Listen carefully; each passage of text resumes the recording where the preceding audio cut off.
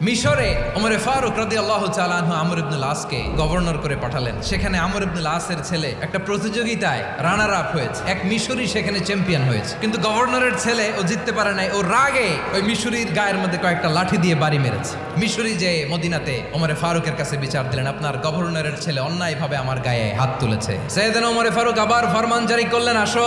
আমর ইবনুল আস রাদিয়াল্লাহু তাআলা আনহু মাথা নিচু করে বসে আছেন, লজ্জায় কাচুমাচু, হাই হাই। সাইয়েদনা ওমরে ফারুক বললেন, এই নাও লাঠি, গভর্নরের ছেলে তোমার মাথার মধ্যে যতগুলো বাড়ি মেরেছে, আজকে জনসম্মুখে তুমি অতগুলা বাড়ি মারো।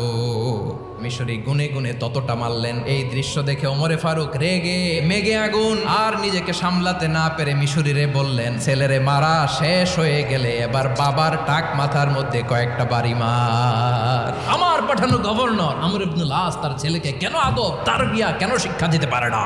তোমরা আমাদেরকে সুশাসন শিখাও।